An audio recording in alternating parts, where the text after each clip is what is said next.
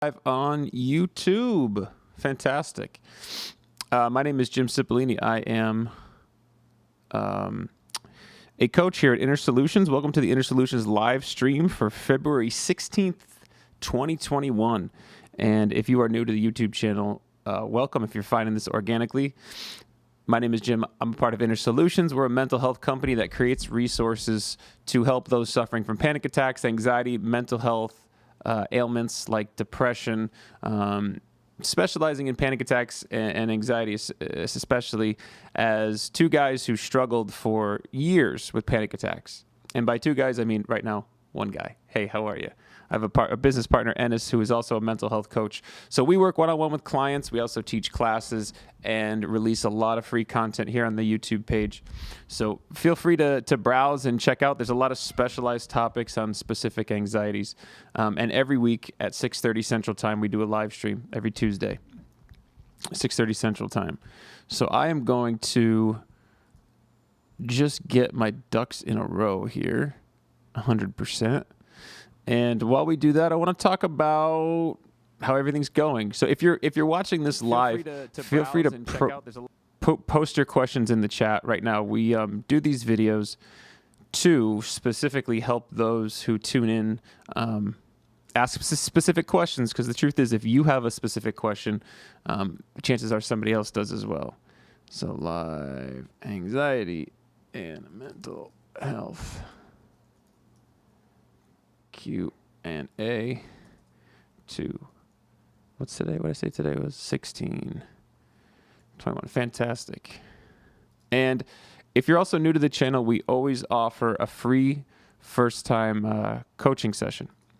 And you can find that in the link of the description below right now. And if you're watching this on the replay too, feel free to post your questions in the comments.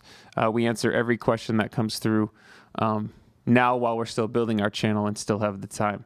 Obviously, someday we won't be able to do that, but now we still can while we're pretty fresh, although we are growing, which is fantastic.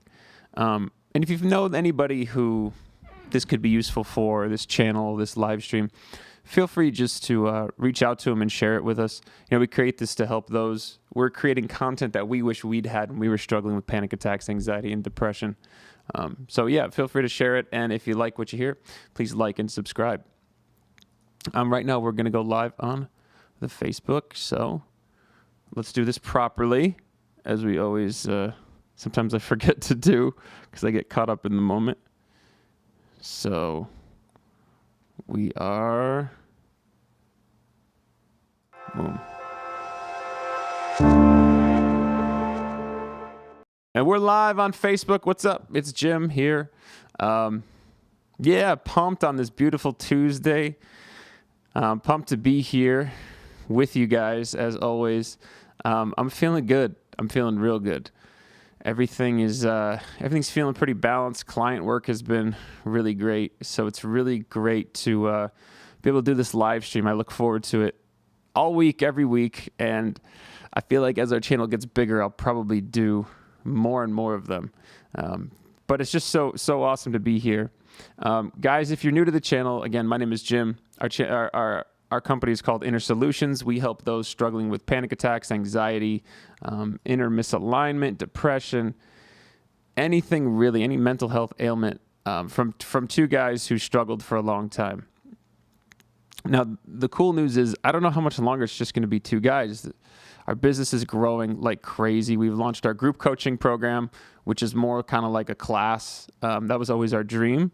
That's why our website is innersolutions.academy, because we really just want to stockpile really good, dense, pithy information and tools to help those who are struggling.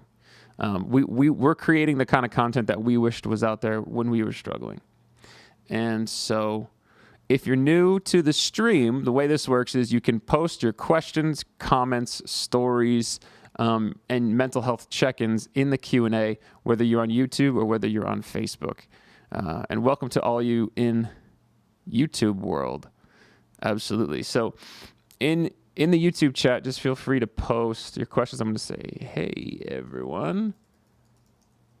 And we always ask that you just check in too. How are you feeling? How are you doing? What's new? What's exciting? What are you working on? Are you focused on anything? This week in our group coaching, we talked in depth about attachment theory, what type of attachment style you tend to have, ways to pivot into a more secure attachment style. So that was amazing.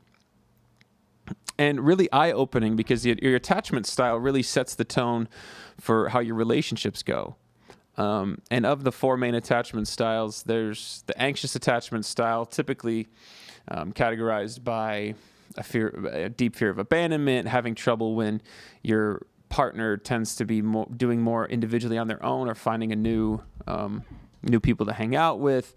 There's also the avoidant attachment style, which is having trouble forming and valuing social bonds and intimate bonds. And then, of course, the disorganized, kind of swaying back and forth into both styles.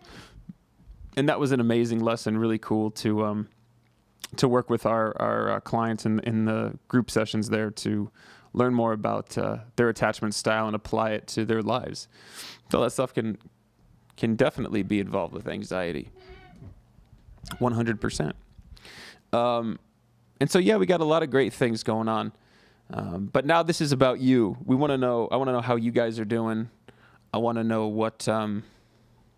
I really want to know how you guys are doing, and what stage are you at? What are you focused on? What are you struggling with? Let's see how much value I could possibly provide for you guys during this next hour. And like I said, I look forward to this every week. So let's see. We got some people commenting here on Facebook. Ashley says, hi. Hey. I like that emote of the girl just like, remember when you'd get off the bus and your friend would wave to you and they just go like this? I love it. Cindy says, hi, Jim. Hope you're well. Cindy, I'm very well. Thank you so much for asking. Hey, Carmen. How are you? Happy Tuesday to you, too.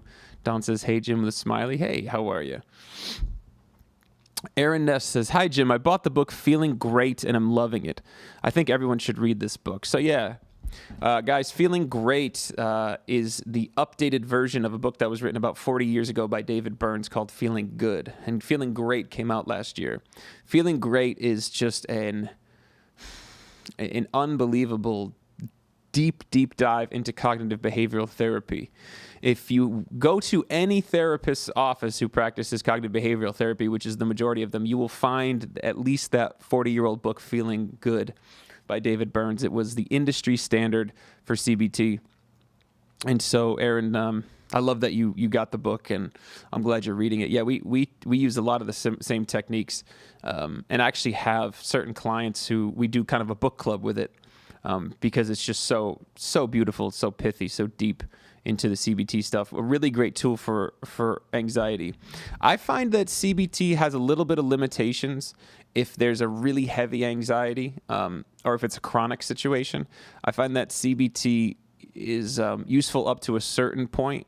And so, again, everybody's different, so the right tool for the right job. But I do teach CBT to the majority of clients that I work with, just as a tool to disarm some heavy anxiety in the moment. People do CBT by themselves and don't even realize it. A lot of times when you talk yourself down, a lot of times when you catch yourself going and catastrophizing, or going habitually in a certain thought pattern that is causing some anxiety, or kind of worst case scenarioing, or black and white thinking, that CBT, they kind of do that back and bring themselves back into a more grounded state.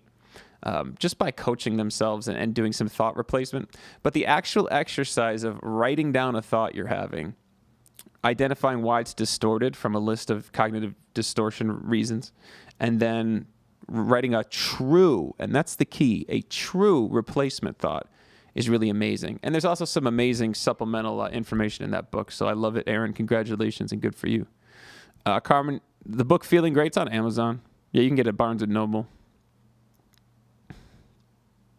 Absolutely.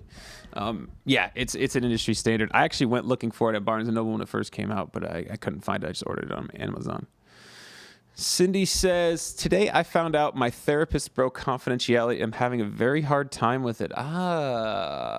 Cindy, tell us a little bit more about what is the hard time with the fact that your therapist broke confidentiality, and in what way? It's, and Cindy, do you have a history of relational mistrust? Speaking of attachment theory, is that a kind of a raw spot for you? Obviously, with being a licensed therapist, which I am not, they do have to abide by confidentiality within certain boundaries, and we do the same. We follow the exact same protocol within the same boundaries. But I'm curious, Cindy, and what was the context? A situation like that is very contextually relevant. And there is some flexibility with therapists, I believe, where if they don't disclose the identity of the client, yet they speak about a story in a vague way, that's not actually breaking confidentiality. But Cindy, I'm so sorry that it sounds like your trust was broken and that bond with that therapist was broken in a certain way. Lisa Conkle on YouTube. What's up, YouTuber? Says, hi, Jim. What are your thoughts on how to help someone who is feeling like they want help, but at the same time don't feel like they deserve it? It's a really great question. How to help someone. So, I mean, if I'm on the outside, I feel like half of my job with our YouTube videos, when we're on the phone with somebody doing a consultation, is just selling hope and selling the take action, because those are really the two main ingredients that get people to get up and take action and feel revamped and re-engage with trying to work through whatever they're working through. Anxiety can be, it can beat you down.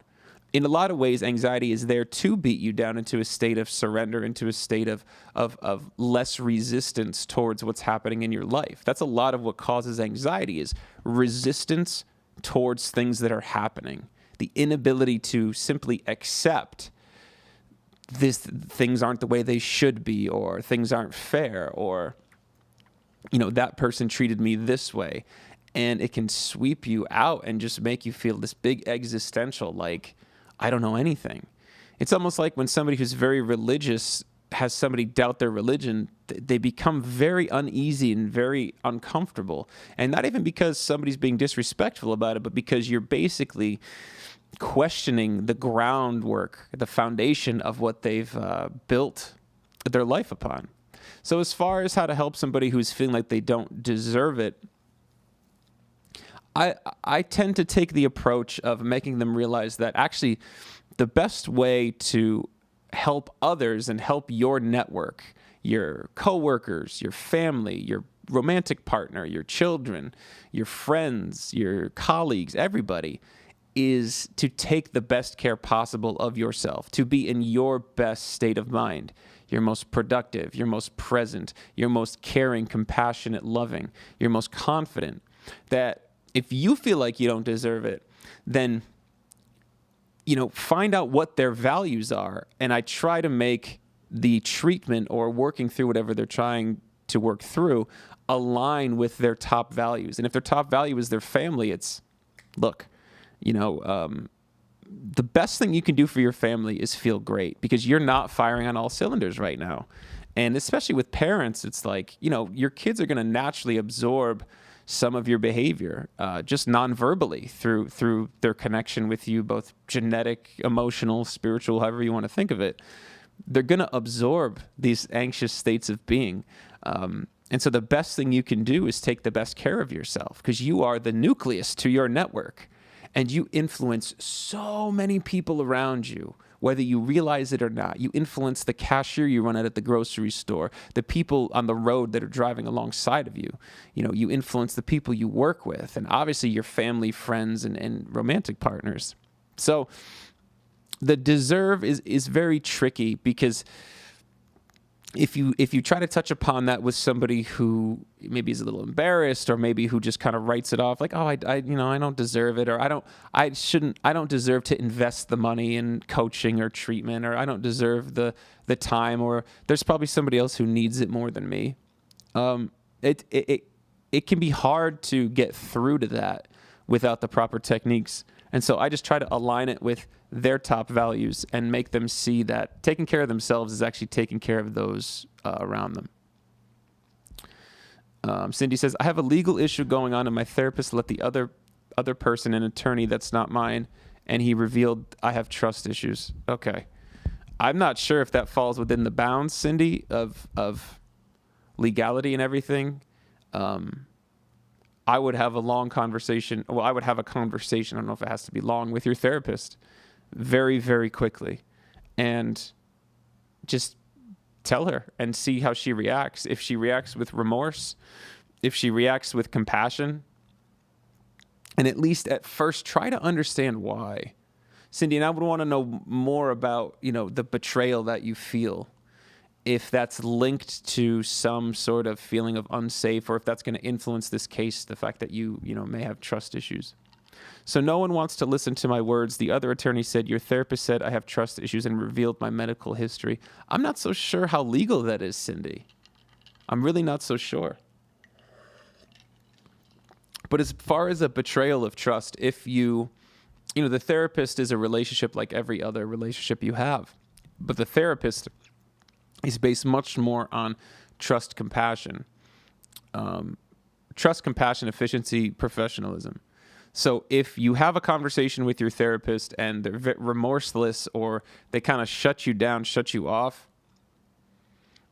number one, the grieving you're going to have to go through of feeling betrayed is going to be, is going to have to be processed in real time. So allow yourself to be angry, sad, and try to get to the emotion under the anger. But beyond that, this is a good opportunity to see how, maybe it's time to evolve. Maybe it's time to evolve to somebody else. Relationships with coaches and therapists are typically meant to be temporary.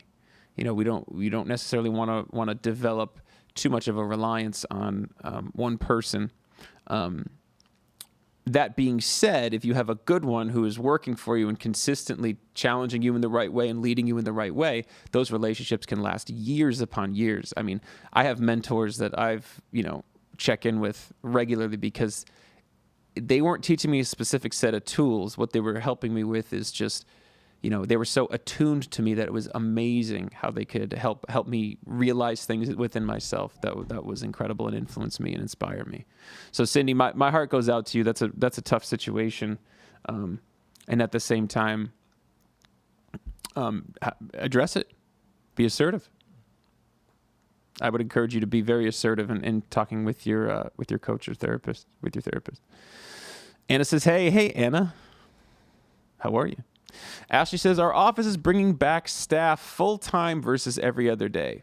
Thought I would be anxious, but it felt good to have our normal schedule again, despite wearing masks the entire time at our desks. Ready for COVID to just be over. I feel like I get so anxious having to put a mask on still. Just makes me feel like something is wrong and I start to panic. Yeah, so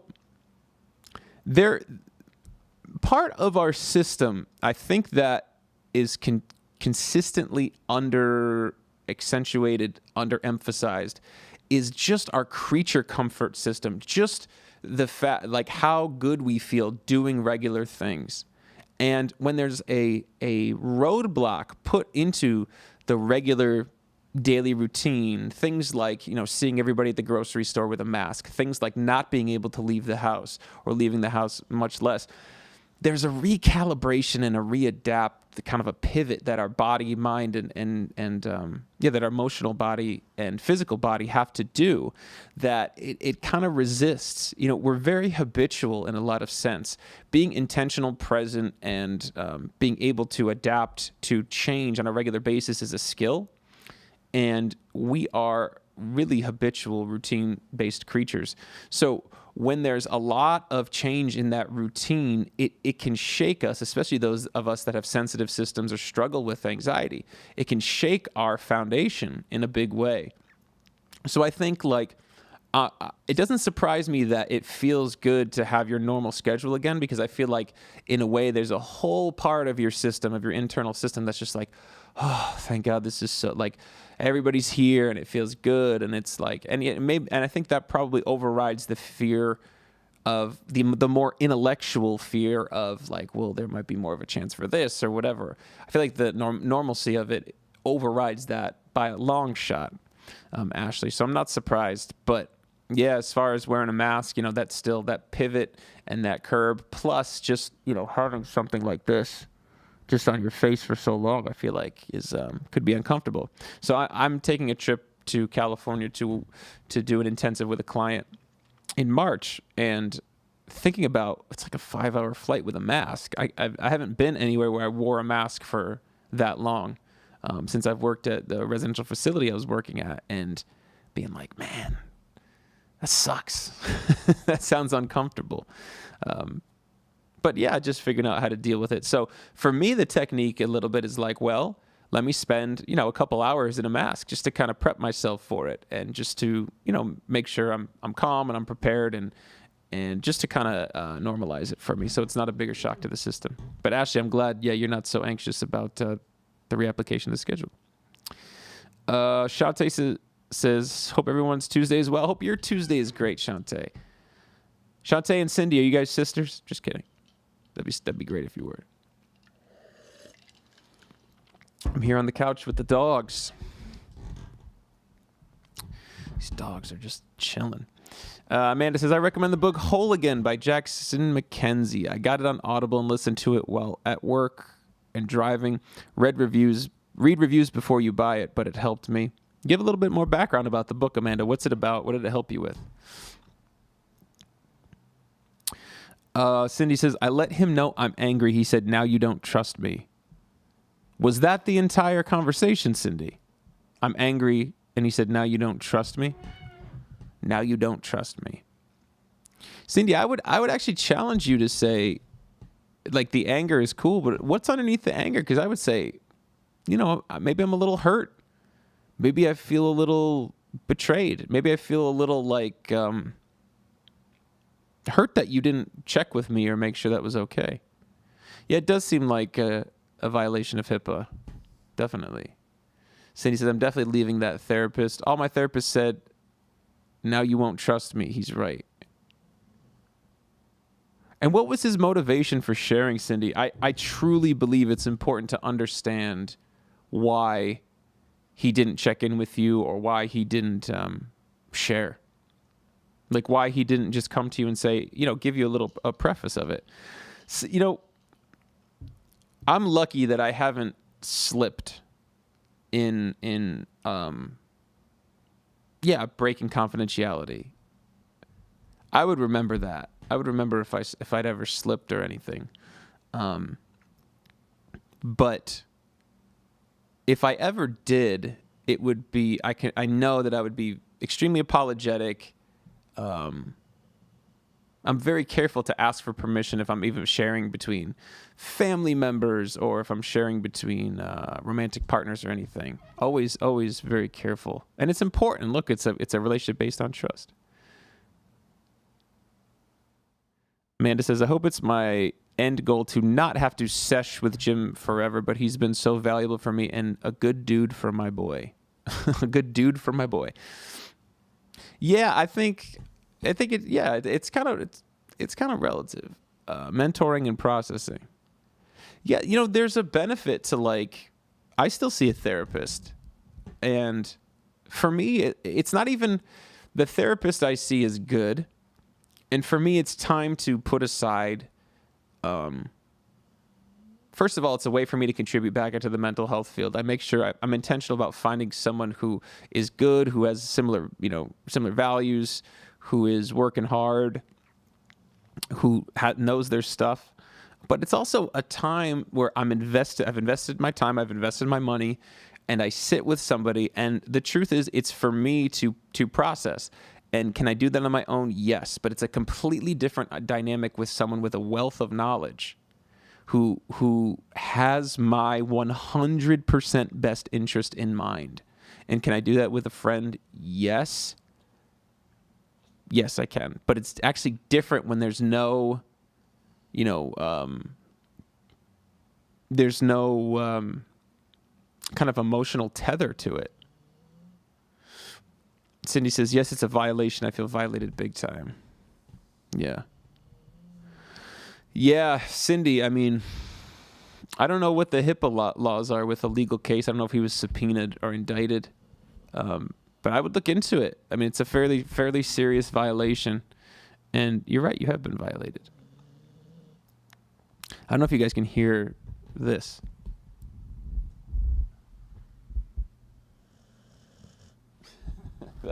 That one was quiet. My little dog Woody is snoring like a buzzsaw right now. Let's check in with YouTube. Lisa Conkle says, I struggle with panic around wearing masks every day. My life passion is teaching, but every day I panic walking into my classroom worrying about everything. Lisa, is that worrying about masks? When you say everything, give us an example. I would love, Lisa, if you'd be so open to just give us an example of the feedback loop you go through. Give us an example of the thought feedback loop that goes through. So what are the train of thoughts? I feel like that can be so inspiring and illuminating for people because the chances are if you're going through it, many people are going through it. Shantae says, I'm just to the point. I just deal with my mental problems on my own now. And when I have panic attacks, I just deal with them the only way I know how. I go to the ER. That's the only safe way I see fit. Besides, even though I have been to the ER 1,000 times, I still can't grasp the concept that it's a panic attack. It's still in my mind. Heart attack. So devastating. Shantae, it's not a heart attack. I'm so sorry you're struggling. Shantae, guys, if you're new to the channel, haven't scheduled the free coaching call, schedule it. Everyone is different. We have a wealth of tools, stuff that works for everyone, but everyone's different. And then furthermore, everyone at different stages of what they're doing is different. So Shantae, you get the tools. And also, Shantae, I would love to send you a free copy of our book, The Panic Response Plan, if I haven't yet. That's free for anyone who wants it. Just shoot us a message here on Facebook with your email address, or even just to say hi, and we'll send you the link. Amanda says, shout out to my friend Deb. She's new here. What's up, Deb? Deb or Brent? How are you? Thanks for being here. Deborah, please check in with us. Not to call you out, but check in. How are you? How's your heart? What brought you to the channel? What are some of your struggles? This is a completely beautifully safe zone. No judgment whatsoever. My name is Jim. I'm a mental health coach. I used to struggle with panic attacks, high anxiety, depression. Went through the gauntlet of medication for years, tried a bunch, didn't work well for me, went through a bunch of therapists, was diagnosed bipolar 2 by a psychiatrist who looked like Santa Claus and talked about his toy trains during the whole appointment, which was not so great.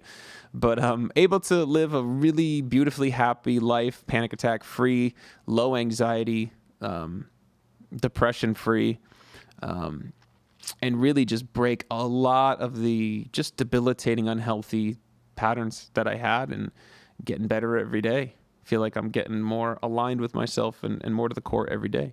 And that's what we work hard to help people here at our company, Inner Solutions. Cindy says, I told him I feel betrayed. Wow.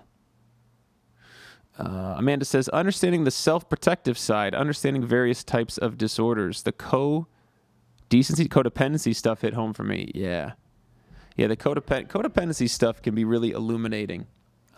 We're all innately codependent to a certain extent. We need people. We were talking about attachment style at the beginning of the stream here. People with that avoidant attachment style who feel uncomfortable with intimate relationships or are fine without, quote unquote, fine without developing social bonds.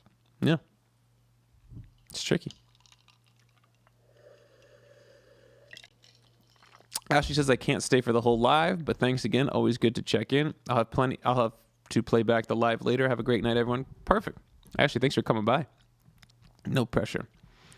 Cindy says, he set up an appointment today with the attorney without talking to me first, during which was to be our regular session. I let him know not happening. Why wasn't I asked about this appointment? And this is my session time and payment. Yeah, I don't know, Cindy. That's a pretty dicey situation, Cindy. Yeah. I don't know. I would reach out to, I'm not sure who you reach out to. Maybe social services. I would reach out to social services to get some advisement on what to take, or even call Even talk to a lawyer, Cindy, and see what the deal is as far as what your rights are and what the next move would be. Yeah, but that's a tricky situation. I'm so sorry for your struggle. Amanda says, get a free consultation with Jim. Oh, thank you, Amanda. Thank you for the wonderful, wonderful testimonial. Cindy says, yes, loved my session with Jim. Thank you, guys. Guys, jeez. You're making me blush. Felicia says, I'm wondering if the panic attacks caused my stomach to flutter. I noticed every little movement in my body. It's weird, but I brush it off like, hey there, and keep going on with my day. Yeah, actually, Felicia, when I was coming out of panic attacks and I would have physical symptoms, I would feel like some heart palpitations. I would feel some weird sensations in my body, and I felt like a matador, just like, whoa, almost like, oh, there it goes, and just kind of moving the cape for the bull to move through, and kind of waiting for it to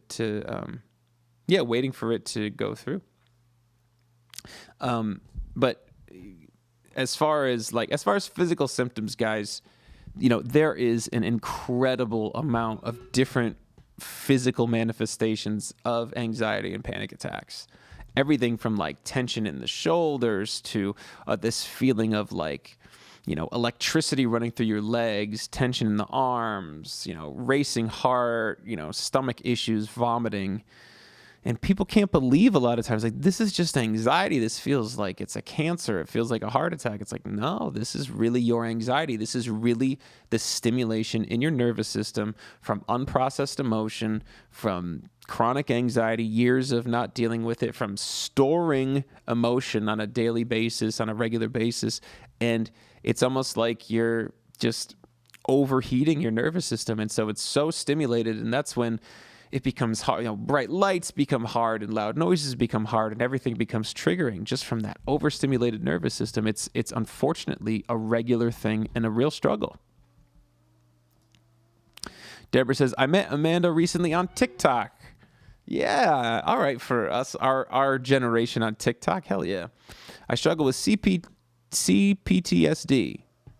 Borderline chronic post-traumatic stress disorder. Wow. Borderline personality disorder, depression, anxiety, panic, intrusive thoughts, OCD, chronic pain, etc. Wow.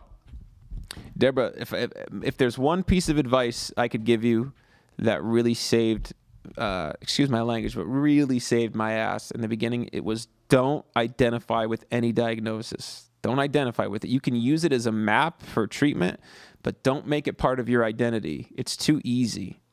And, with all of those comes mood swings, relationship turmoil, really intrusive thoughts and intrusive visions. And the OCD is as a manifestation of the anxiety. Chronic pain is maybe a manifestation of some kind of autoimmune disorder, intensified and escalated by anxiety. So if I were you, Deborah, I would love to hear about what you're doing to make yourself feel better, deal with the situation, deal with the symptoms, and getting to the source. What are you doing to get to the source? Cynthia Stasio, a fellow Italian. Hi, I'm new here. I was wondering if you could talk a bit about health anxiety. Yeah, Cynthia. So we actually have a couple videos on our YouTube page about health anxiety. So there's a couple key things to know about health anxiety. Health anxiety is one of the most common manifestations of high anxiety. Typically will be linked to feeling some kind of sensation and then doing some Googling and doing some research. It could be this, it could be this, it could be this. Then you find that maybe you notice that, well, I see this and that's probably what I have. And then that feels like it's manifesting more and more, but then may shift into this, then may shift into this. And so, the source of health anxiety typically is some form of traumatic event, traumatic health event, whether it was a relative, a loved one with a health ailment, or somebody in your life that was just reinforcing over and over again that you got to worry about this, or if you get this, this could happen, or if this happens, it means this. If you eat a lot of sugar, this is one that my mom used to say, you're going to be a diabetic. You're going to get diabetes. I can't believe you don't have diabetes. It's in our family with diabetes. I don't have diabetes. I don't have it. But that was one that was reinforced in me. So now I feel a little bit of anxiety. It's like, oh, is my blood sugar low? Do I have, if I overdo it on sugar one day and I feel some weird sensations. The trick is, number one, to be able to differentiate and see the health anxiety, to get unblend from it a little bit as though it's like a separate entity or just a part of you, Cynthia, and get familiar with it. And notice the protective parts that come with it. Notice the part that urges you to research. And we encourage everybody to get checked out. Like if you're feeling symptoms of anxiety, like heart palpitations, fluttering stomach, tension in the body, in the arms, in the legs, racing thoughts, the symptoms of panic attacks, get checked out, make sure you're good. But then you have to start to do that CBT, that thought replacement, and also get familiar with that part of you to say, this is health anxiety. We've been through this before. And start to stay grounded during those tendencies and techniques. Also, Cynthia, are you struggling with just the health anxiety, or do you have more of a generalized anxiety? Meaning, do you find that your anxiety is peaking in other places? General anxiety means it's generalized. As you become more stressed, as you become more agitated, you get more fears kind of across the board instead of these one specific fears. One specific fear is... the treatment for that is a little different than the general anxiety treatment.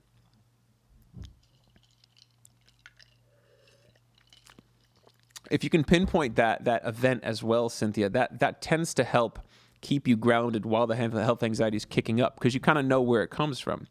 And Cynthia, if you are new here, we always, there is no substitute for kind of personalized story or personalized coaching. So we offer a free coaching session. You can find the link in the description below, where you can get on the phone with one of our coaches, myself or Ennis, and we will walk you through, what your best next steps are. Cindy says, thank you. Amanda says, you my bro. That's awesome. Cynthia says, I definitely feel like my anxiety shows itself physically. My heart, lungs, and throat tightening, which causes me more anxiety. Yeah, so Cynthia, you're talking about a typical feedback loop, which is the number one cause of panic attacks. It's like you feel a physical sensation, your heart flutters, you have a thought, right? Oh my God, I'm having a heart attack. Creates an emotion, fear. Feel another physical sensation, a tight tension in your stomach or a closing of the throat from the fear. Gives you another thought, oh my goodness, like all this stuff, yeah. And it just feeds on itself and intensifies, right? So you can start by just observing the thoughts. Practice mindfulness meditation. We recommend compassionate mindfulness meditation, meaning you're looking at these thoughts, these parts of you as kind of these internal entities, this internal family that you have. Not necessarily you are all of this, all these systems, thoughts, parts, everything. You are so much going on within your physical body and, everything. So we want to open up the energy to that deeper core place. But also, Cynthia, it's like, stay grounded. The thoughts you're having are distorted, meaning they're not true. All you're having is some physical sensations. That's the only story that's true. These parts of you that are putting other thoughts in your head are doing that because they're scared, and it's common to think something's wrong, what's going on, but just because you're having thoughts doesn't make them true. So you observe the thoughts, you let them pass by, and you just stay and feel the physical sensations. Wow, my heart's palpitating. That's a common symptom of anxiety. Do you know why? When your fight or flight goes off, it releases adrenaline into your bloodstream. Adrenaline makes your heart pump. It's the same as when you're excited or about to jump out of a plane. People go searching for that feeling sometimes. So it's tricky when your nervous system's stimulated and it's that fight or flight is releasing more and more. So the chemical just has to run its course. Cynthia, shoot us a message on Facebook. We'll send you a copy of our ebook, The Panic Response Plan. It has techniques to deal with anxiety in the moment and as well as how to prevent it. We'll send you that for free. Amanda says, meditation YouTube vids has helped me abundantly. Absolutely. Absolutely. That's so beautiful. Deborah says, I don't identify with them anymore, meaning her diagnoses. That's why I state I struggle with them and not I am or suffer with. That's beautiful, Deborah. Great work. Excuse me. Cynthia, you can just do a search on YouTube for Inner Solutions. Just do a search. You'll see our logo. It's like this blue infinity sign. I don't think there's any other inner solutions on YouTube, but you'll see. And then if you click on a video, you see this. That was a game changer for me, getting rid of the labels and identifying with them. Yeah. I mean, if you look at the Diagnostic Statistical Manual, which is like the criteria for, it's kind of like the encyclopedia of psychological disorders. It's symptom listing. There is no measuring of tumors on the brain or anything. It's symptom listing. And there's so much overlap between like bipolar, borderline, general anxiety, major depressive disorder, oppositional defiance disorder, or obsessive compulsive disorder. There's so much overlap that, that's why we use the internal family systems mode of therapy as a foundation. It's like, these are all parts of you, whether they're protective or whether parts that your protective parts don't want you to touch because they're painful.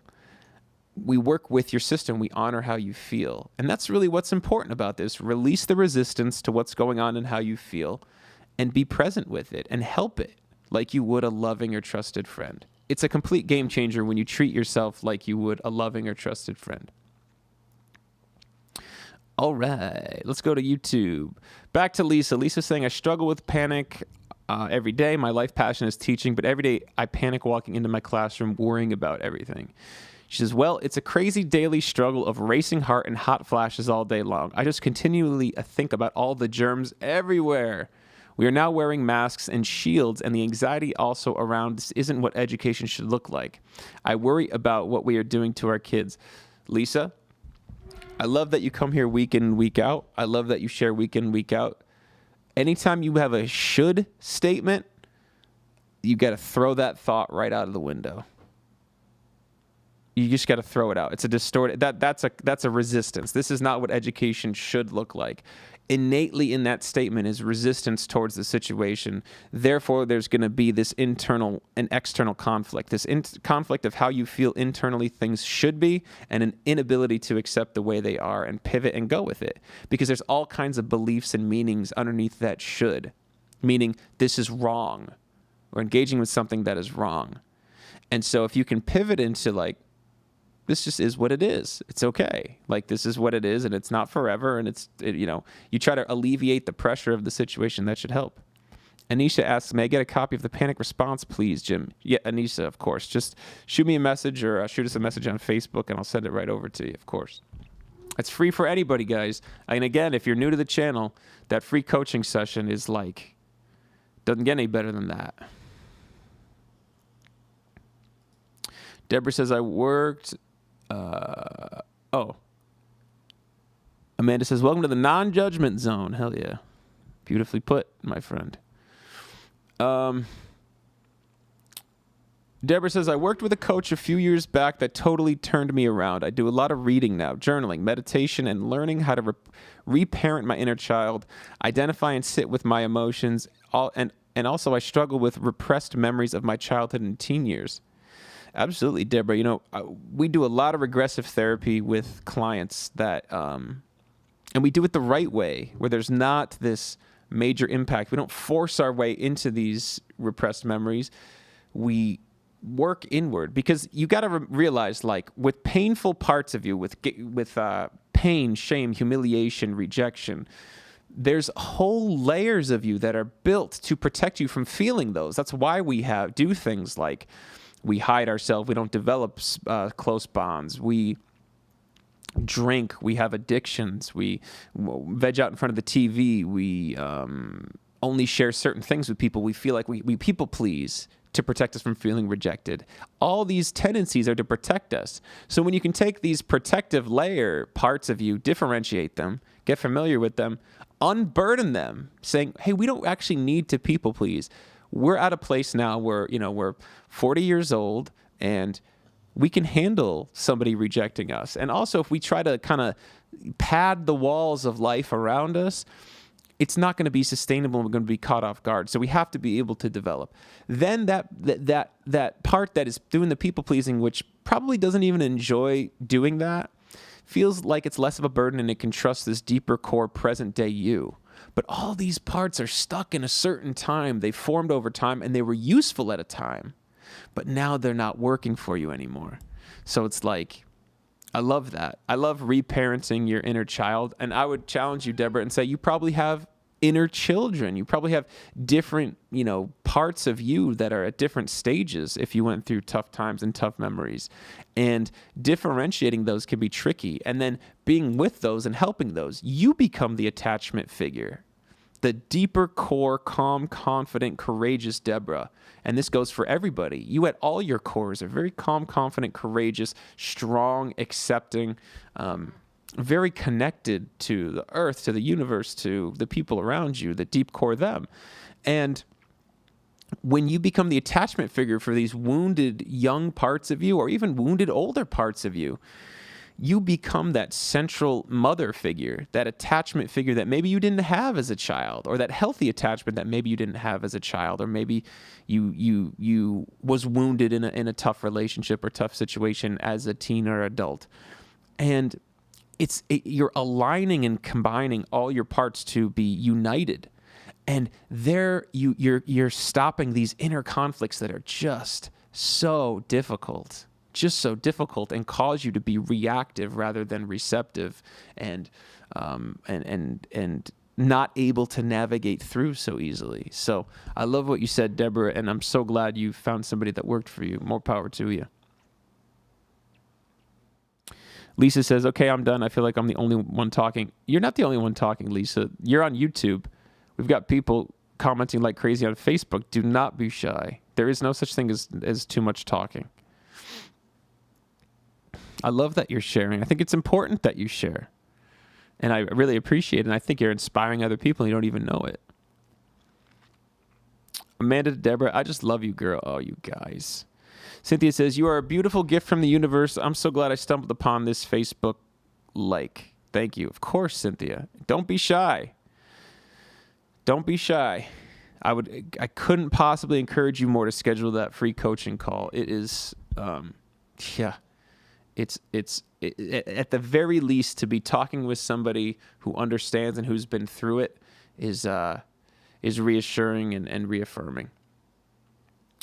Amanda says, I hate when people say you should. Replace it with, can I offer you a different option? Or what I think you're saying is, do not should someone. It doesn't help.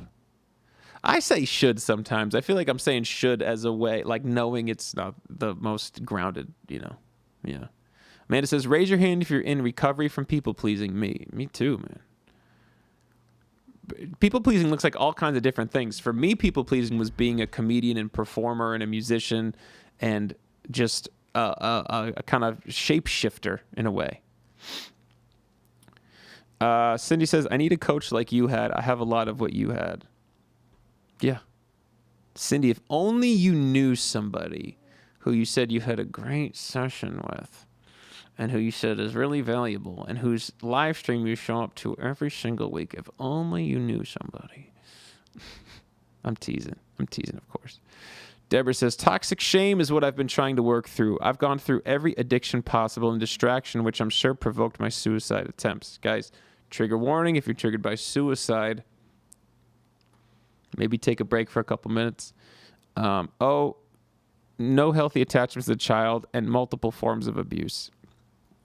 Deborah, I would encourage you to get working with an internal family systems coach or therapist to help these parts of you to clear the space for that deeper core self to come through.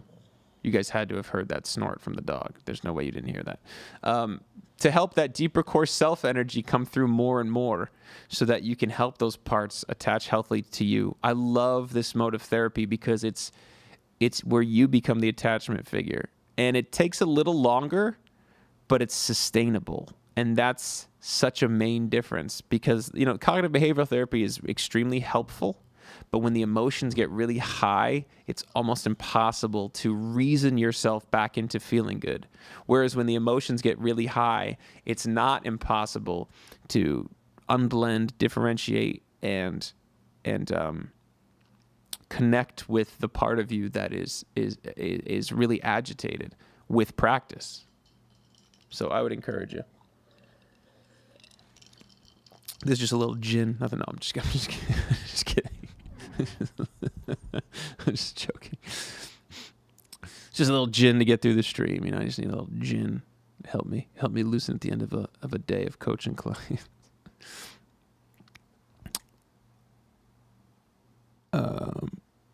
Yeah. CBT never worked for me.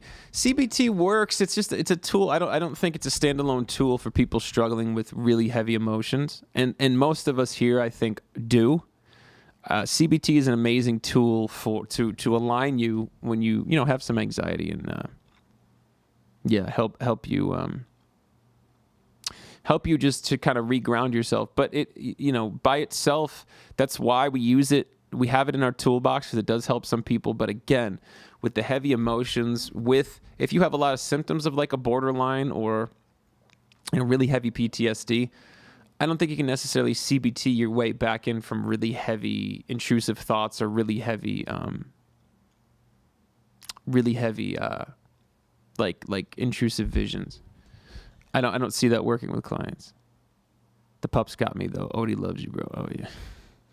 Nice. OD. I mean, man, a lot of what I'm getting from this is like, don't underestimate a couple things. Like, here's a couple things I want to mention. These kind of universal things. Number one, sharing. Sharing how you feel with the person that you feel it about. And there's a couple caveats that come to this. Sharing is incredibly important. You never blame others for the way you feel. It doesn't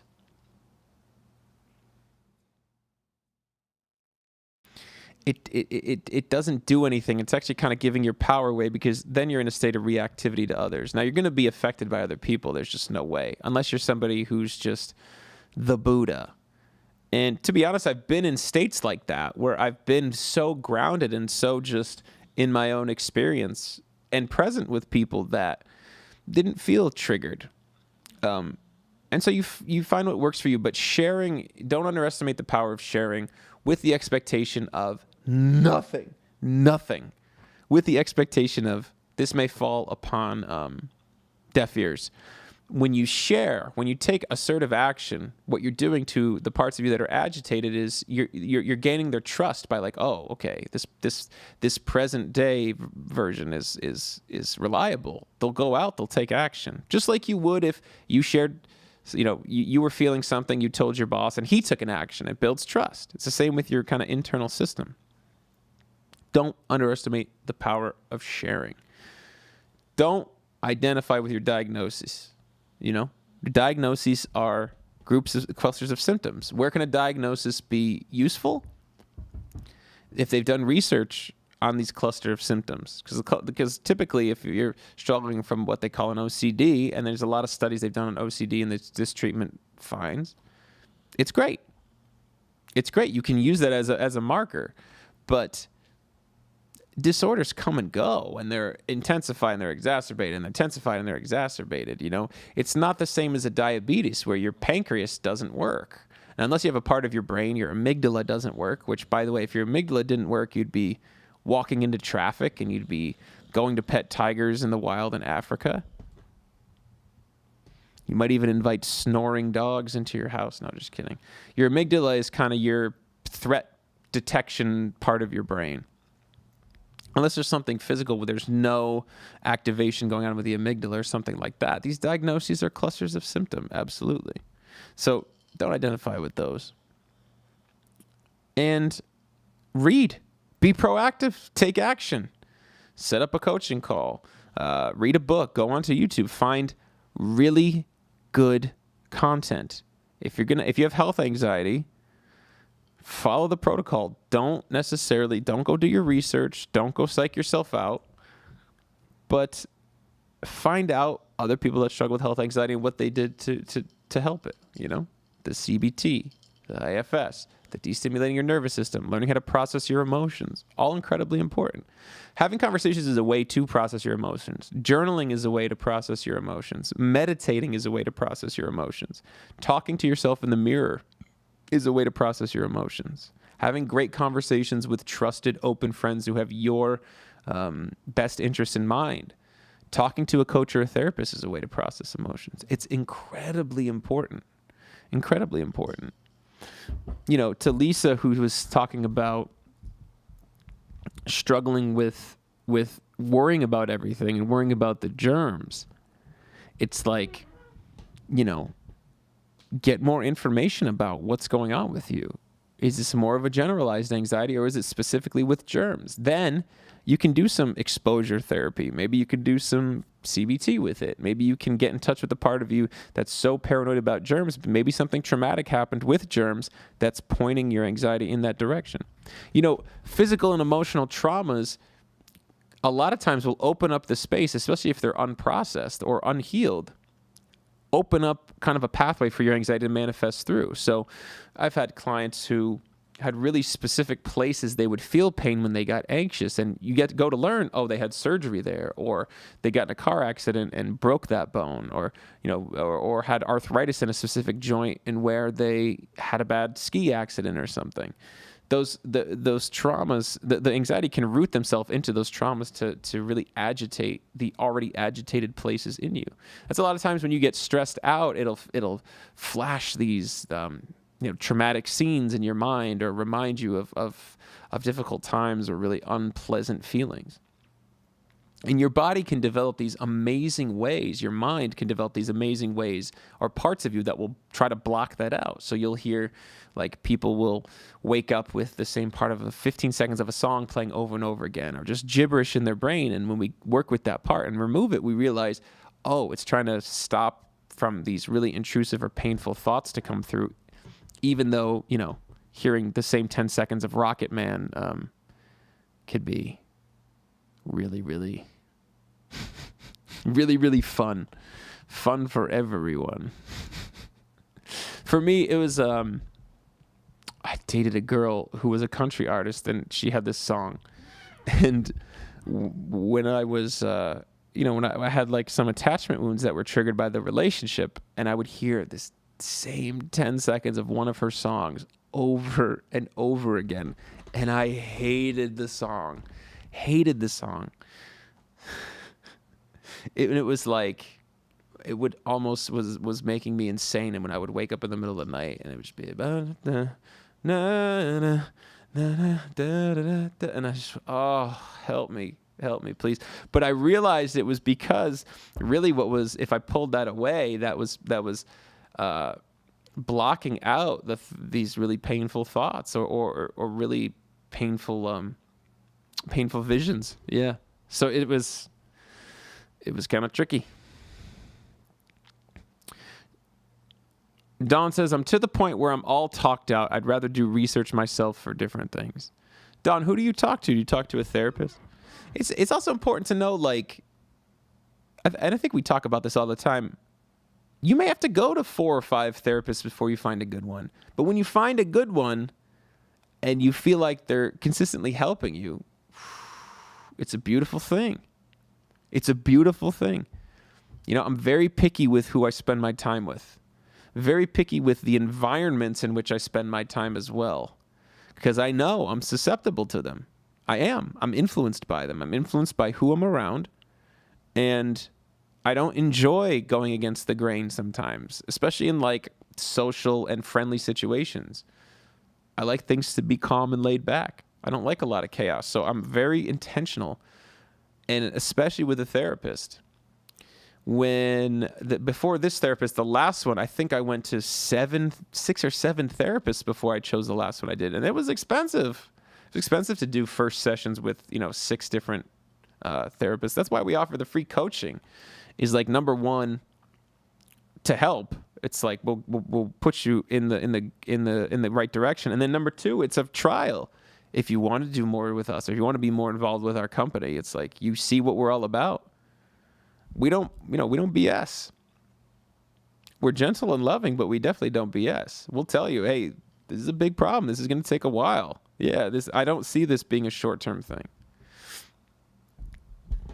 Don says, let me see. Amanda says, G and I registered for his senior classes. I feel like I'm not prepared 100% to walk through it with him. Suppressing my control over his choices versus allowing him to be independent. Yeah, senior classes with a 16, 17, 18-year-old, that evolution is going to have some bumps in the road.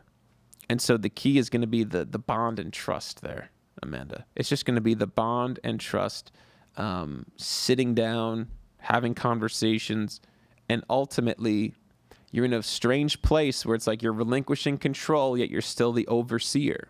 So you're trying to make sure he doesn't, God, I've worked with so many teenagers at this point, and it's so tricky because you just want them to be independent, but at the same time, they don't know everything. They don't know better. They don't know better. And it's hard because you have to let them fall, but in the same way you want the toddler to run around and maybe fall and trip, but also not, fall and snap their leg and permanently damage themselves. It's a very similar thing. So I like to think of teenagers as giant toddlers. Because in a lot of ways they're like that. They're, in a lot of ways they're like that. Just, much more expensive. Their toys are much more expensive. Don says, yes, I've talked to her for 4 months, and now she was more like a friend to me. She was a therapist. Now she was more like a friend to me. She was a therapist. Don, what did you guys work on, and what was effective that she introduced to you? In what ways did she challenge you?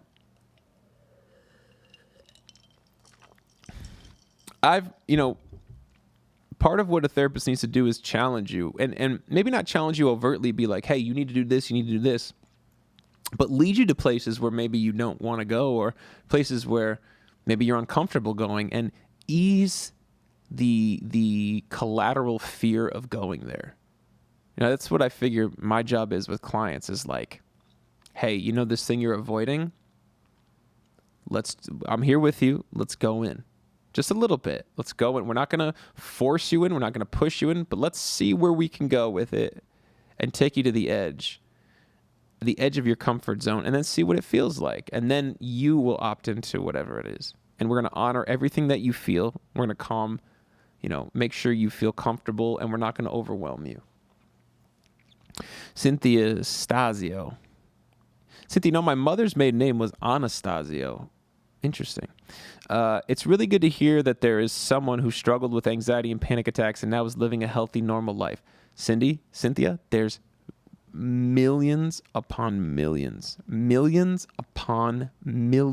of us.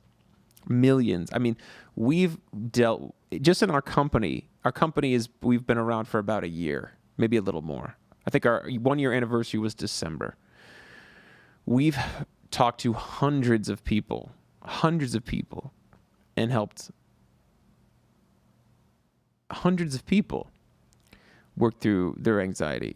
Me personally, in my coaching career, which is about 6 years of doing this exclusively, working in a residential facility with teenagers and dealing with a lot of hundreds of adults. Yeah. It's, you're not stuck, Cynthia. I promise you, you're not stuck. You got to take action, though. It's not an overnight process to work through this stuff. But, what was working at you at one stage maybe doesn't work for you at the next stage. So you got this. Just make it happen. Make it happen, meaning take some action. Take as much action as you can. Ask for help. Get support. I would have never gotten through it without support. No chance. No chance. That support can be a million different things. For me, it was mentors, great mentors, really great mentors who were kind of like on call to support me through the tough times. And sometimes just listen to me and be there, and then sometimes give me a boot in the butt. Shantae says, I'm just hoping one day I will overcome anxiety, panic attacks, and have a normal life. Oh, how I will love to be normal. Shantae, what are you doing to overcome it? Truthfully, I mean, I feel like we talked about this last week, and not to kind of call you out again, but it's like, you got to be proactive. It's not just going to go away. There's no reason for you to think it would go away. If your house had a leak in it, you wouldn't just pray and say, God, I hope this leak in the pipe just goes away. No, you would call a plumber. You got to take action, Shantae. Sounds like you're kind of top tier struggling, and there's a lot of support out there for you. Cynthia says, I feel like I'm so used to hearing about people accepting that they will have to deal with this forever. I won't accept that outcome. I'm going to keep fighting. Yeah, Cynthia, work smart. Work smart, girl. And Cynthia says, I feel like Dawn, my therapist, is someone to vent to. Yeah, it's tricky because sometimes people need somebody to vent to, but I find that I try to limit that unless that's like the benefit, because everybody goes through different stages. Some people who have just not felt like they've been able to express themselves openly, then that's a beautiful thing to have sessions where you're just encouraging them to speak, and it feels so good to unload. But when it gets to a place where it's just reinforcing itself, or it becomes kind of diminishing returns, then it becomes time to say, hey, I think your venting part or your storytelling part is kind of overriding these other parts that really want to move forward, and I feel like we'd have to pivot into the new stage. And that's a therapist's job, is to kind of realize, be attuned to you enough to say, hey, so now we're at a place where this is happening. What do you think about it? This is kind of where I want to go with it. Would you be open to that? And introduce you to the next stage. So if you feel like you're going and venting and it's not helping you, or it's not giving you the return, then yeah, it's probably time to move on, or it's time to have the conversation. So here's the other central point, and then we're going to wrap up here.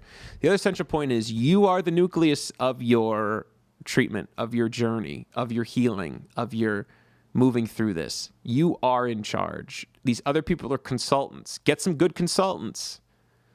The doctor, the physical doctor, the psychiatrist, the coach, the therapist, the support system. Your whole support team is your support team, but they're consultants. You're the boss. Meaning if you're unhappy with something, speak out and give these people a chance. Everybody needs guidance. You can't just rely on somebody to make all this stuff happen for you. It's your job to give feedback and share. And then if you give feedback and you feel like you've given a chance and that's been, it's not working, time to just evolve into the next thing.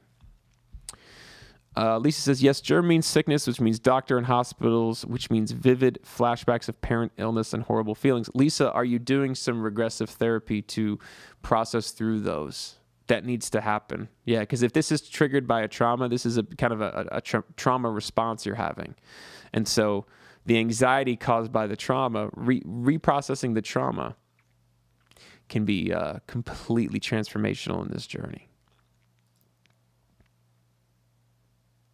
I keep asking my therapist, why do I feel stuck? Yeah. Don says meditation is what makes me feel better. Beautiful.